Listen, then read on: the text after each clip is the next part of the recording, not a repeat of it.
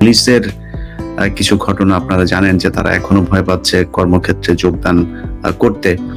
তো তাদের ভেতরে নিশ্চয়ই যারা যারা এইসব ঘটনার সাথে সম্পৃক্ত ছিল এবং সেই ভিডিও ফুটেজ গুলো আছে, যারা গুলি করছে, প্রতিটি ঘটনা আমার মনে হয় পুলিশের তদন্ত সংস্থাগুলো সেই তদন্ত করা উচিত যে কে কে গুলি করেছে, কে কে অতি উৎসাহী ছিল, তারা এখন কি চাকরিতে আছে কিনা, কারা পুলিশের বিভিন্ন হোয়াটসঅ্যাপ গ্রুপগুলোতে এখনো পুলিশকে উস্কানি দেওয়ার চেষ্টা করছে পালিয়ে থেকে, সেগুলো নিয়ে তাদের খুব দ্রুত ব্যবস্থা নেওয়া দরকার। এবং সেগুলো করতে গেলে পুলিশের যে কজনের সাথে আমার এই গত দুদিনে কথা হয়েছে, তাদের একটা দাবি যে তারা আসলে কাজ শুরুই করতে পারছে না।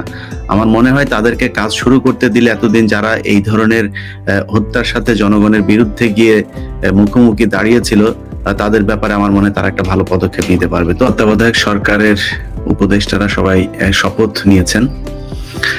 আমরা বিশ্বাস করি যে 15 বছরের যে দুর্বিষহ জীবন বাংলাদেশের মানুষ পার করেছে, একটা নতুন দিগন্তের দিকে এগিয়ে যাচ্ছে। এবং সেটা হতে গেলে অবশ্যই আমি মনে করি যে গতানুগতিক এই গত 54 বছরে বাংলাদেশ যেভাবে চলেছে, আমার মনে হয় একটা ভিন্ন মাত্রা যোগ হওয়া দরকার।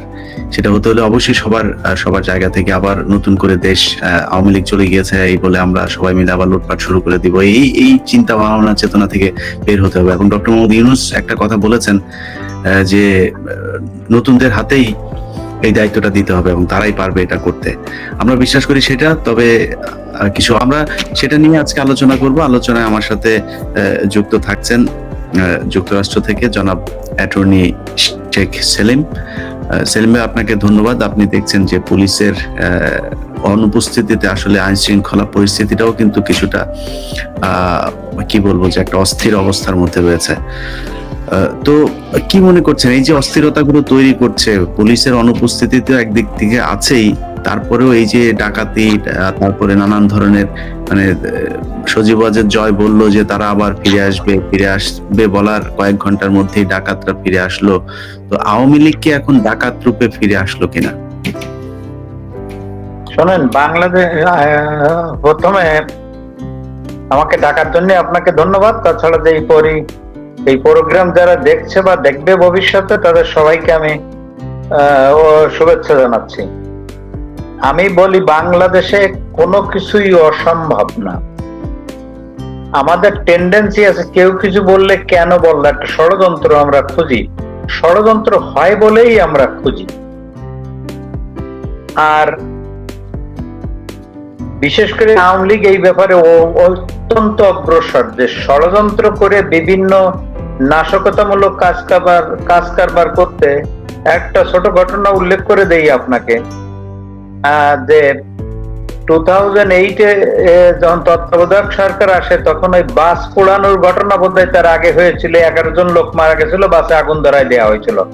সেটা আওয়ামী লীগের উচ্চ পর্যায়ের লোক থেকেই সেইখানে বসে এই কাজটা করে ইনোসেন্ট 11টা লোককে হত্যা করা হয়েছিল, একটা এনার্কি বা নাশকতার সন্ত্রাসী পরিবেশ ক্রিয়েট করার জন্য।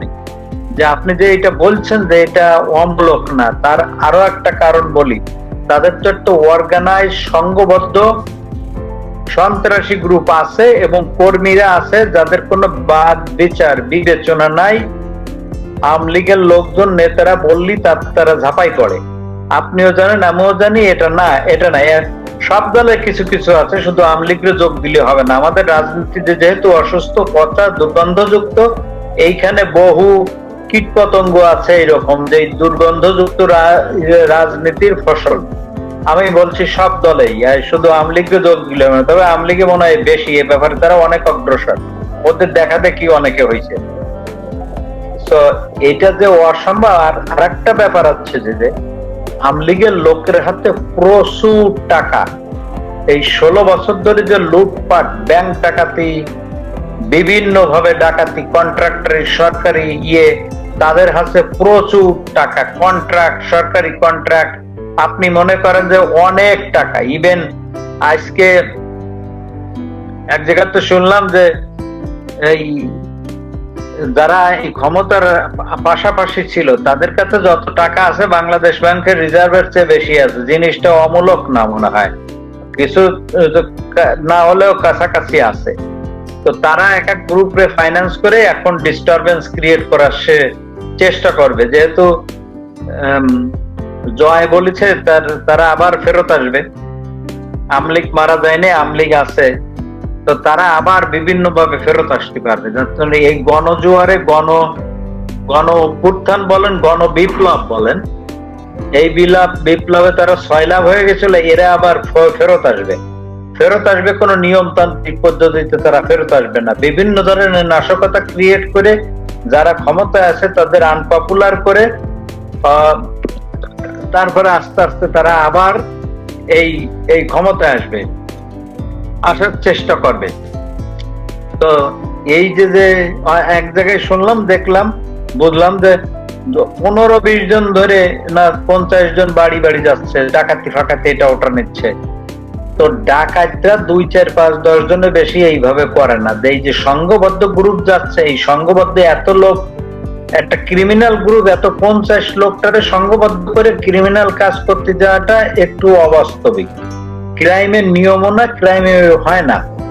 যেহেতু 50-60 জন এক এক জায়গায় যাচ্ছে, এক এক এলাকায় এইভাবে করছে, লাঠিসোঁটা অস্ত্র নিয়ে এটা নিশ্চয়ই আমার মনে হয় এই কোন ধরনের মদতের কোনো কিছু হচ্ছে। এর সাথে কোনো অর্গানাইজড গ্রুপ, রাজনৈতিক আশীর্বাদ পুষ্ট অর্গানাইজড গ্রুপ হতে পারে। এটা তো আমাদের কাছে নাই, সব পারিপার্শ্বিক অবস্থা দেখে এইটা সহজেই অনুমেয় এবং সহজে বোঝা যায়। এখন কে বলবেন যে এটা কোন দল, সেটা তো স্পষ্ট না। তবে জাতির বা মানুষের চোখ রাখা উচিত এইদিকে, এদের দিকে।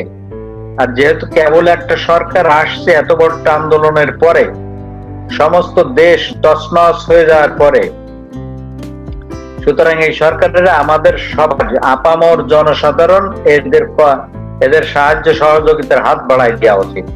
তার কারণে এই সরকার তো জাতির দেশের কল্যাণেই আসছে। হাজার হাজার লোকের রক্তের বা অত্যাচারের ফসলে, অত্যাচার সহ্য করার ফসল এই সরকার। এই তো হতে পারে এই জন্য পুলিশ ফোর্সকে অতি শীঘ্র অর্গানাইজ করা এবং তাদের মাঠে অ্যাকশনে দেয়া, তো সেইটা আরো ব্যাপার। কিন্তু এই পুলিশ ফোর্সকে আমাদের রিশাফল করতে হবে এবং পুনর্গঠন করতে হবে, একটা আইনের ছকে তাদের চলতে হবে। তাহলেই হয়তো ভবিষ্যতে এই পুলিশের মাধ্যমে, যে পুলিশ থানা বিভিন্ন জায়গায় পুলিশ একটা টর্চারের এজেন্ট ছিল, টর্চারের প্রতিনিধি ছিল বা অন্যায়ের প্রতীক ছিল পুলিশ। অনেক ক্ষেত্রে তারা এই ধরনের কাজ কাম করেছে এবং আইনের প্রশাসনের শিথিলতার কারণে তারা অনেক গাফিলতি করেছে। এই অবস্থা থেকে জাতিকে, দেশকে মুক্তি দেওয়াই জরুরি কাজ।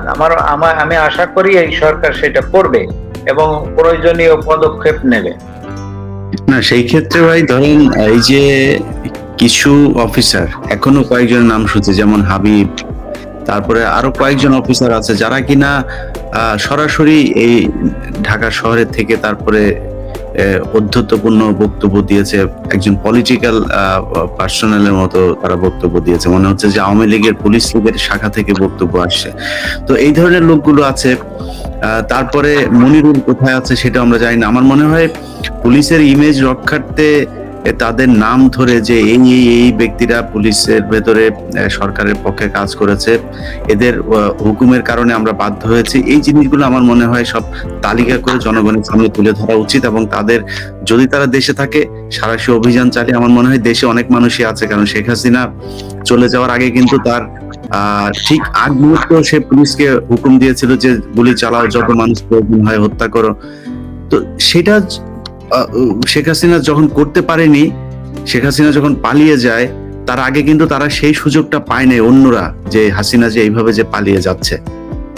আমার মনে হয় যে অনেকেই বাংলাদেশি আছে, তাদের ধরার জন্য আমার মনে হয় অভিযানগুলো আরো বেশি জোরদার করা উচিত এবং পুলিশের এই কাজগুলো করার সুযোগ দেওয়া উচিত জনগণের সামনে এসে তারা যেন বক্তব্য রাখতে পারেন। আমাদের থানাগুলোতে যদি এইভাবে একের পর এক আক্রমণ হতে থাকে তাহলে তো দেশের আইন শৃঙ্খলা পরিস্থিতিটাও একটা খারাপের দিকে যেতে পারে। তো সেলিম ভাই, আমি মানে যে কোশ্চেনটা আপনাকে পরে করতে চাই সেটা হচ্ছে যে ধরেন পুলিশ আজকে যে অবস্থায় পুলিশ যতই এখন নিরাপত্তা চাক, তারা বলতে চাক যে তারা ভালো, যেটাই বলুক, আমি একজন মানুষ হিসেবে মনে করি যে আমার পাশে 10 জন, বিভিন্ন ঘটনাগুলোতেই দেখা গেছে একটা পুলিশের যদি 100 জন মানুষ থাকে সেখানে 10 জন 20 জন খুব বেশি আক্রমণাত্মক থাকে। অন্যরা দেখা যায় যে মানে তারা নিশ্চুপ হয়ে আছে, একটু মানে চুপচাপ আছে, তারা অত আক্রমণাত্মক না। কিন্তু আমি একজন মানুষ হিসাবে আমার সামনে 10 জন আমার সংস্থার বাহিনীর লোক, তারা মানুষকে এইভাবে গুলি করে মারছে, এটা কি তাদের কাছে আসলে খারাপ লাগার বিষয় না? সো তারা যতই বলুক যে আমাদের দোষ নাই, দোষ তো আসলে পুলিশের আছে। তো তারা হয়তো বলতে পারে এটা যে তাদের যেই সব ঊর্ধ্বতন কর্মকর্তা আছে তাদের কারণে তারা এটা করতে বাধ্য হয়েছে, এবং ঊর্ধ্বতন কর্মকর্তারাও আবার ওই পলিটিক্যাল দলগুলো দিয়ে যারা সরকারে থাকে তাদের দ্বারা প্রভাবিত হয়ে তারপর মানুষের উপর নির্যাতন করে, পলিটিসাইজড হয়ে তারপরে তারা কার্যক্রম পরিচালনা করে। তো এই জায়গা থেকে বের হওয়ার কি কোনো সুযোগ আছে কিনা? মানে পুলিশ যখন যে সরকার আসবে তখন সেই সরকারের লাঠিয়াল বাহিনীর মতো কাজ করবে, এখান থেকে বাঁচার উপায় কি? অফকোর্স এখান থেকে বেরোয় আসতেই হবে, তাই ছাড়া অন্য কোনো উপায়ও নাই। যেমন ধরেন এর ভিতরে হলো পুলিশের অ্যাকাউন্টেবিলিটি সৃষ্টি করা। পুলিশের তো একটা গাইডেন্স আছে, পুলিশ গাইডেন্স আছে, পুলিশের আইন আছে যে কিভাবে তারা অপারেট করবে। যখনই এর ব্যতয় হবে তখনই তাদের উপযুক্ত অ্যাডমিনিস্ট্রেটিভ পানিশমেন্ট বা ক্রাইম হয়ে গেলে তাদের বিচারের সম্মুখীন করতে হবে। তো সেই জন্য যে একটা পুলিশ কোড আছে, এবং পুলিশ এখানে আর একটা বড় রিফর্ম দরকার। যেমন পুলিশ সরাসরি সরকারের আন্ডারে, সব পুলিশই সরকারের আন্ডারে, কিন্তু পুলিশকে অটোনমি দিতে হবে যে পুলিশের কাজে ইনভেস্টিগেশনে হস্তক্ষেপ করতে পারবে না, এবং পুলিশের কাজটি ক্রাইম ইনভেস্টিগেশন, ক্রাইম দমন করা, এই ক্ষেত্রে অমুকরে ধরে না তমুকরে ধরে না, এইটা করতে পারবে না। এই জন্য পুলিশের ডিসিশনে দিয়ে দিতে হবে। পুলিশকে একটা অটোনমিক, যে পুলিশ যে ওই পলিটিশিয়ানদের, স্বরাষ্ট্রমন্ত্রীর আইনগত অর্ডার ছাড়া এই ধরনের রাজনৈতিক হয়রানি বা কোনো এইগুলো তারা করতে পারবে না, করলে তারা এইটা মানতে বাধ্য না। আর পুলিশ যারা অতি উৎসাহী হয়ে যে ক্রাইম করে করে তাদের বিচারে মুখোমুখি করতে হবে। এই জন্যই অনেক দেশে আছে যে একটা ইন্টারনাল ইন্টেলিজেন্স আছে পুলিশের, কারা কি করছে ওই ইউনিটটা সেপারেট পুলিশের ভিতরে, ওই মেইন ইউনিট থেকে তারা ওইগুলা করে রিপোর্ট দেয় একটা অথরিটির কাছে, সেই অথরিটি সেইগুলা বিচার করে। অফকোর্স অনেক ভালো পুলিশও আছে, অনেক খারাপ পুলিশও আছে, আপনার কথা রাইট। যেমন ধরেন এইসব অফিসাররা সরকারের কাছে অতি উৎসাহ, অতি আনুগত্য, প্রিয় ভাজন হওয়ার জন্য যে এই সরকারের কুশাসন দুঃশাসনে সহায়তা করে, বিরোধীরা নির্যাতন করে, এর অ্যাকাউন্টেবিলিটি থাকতে হবে।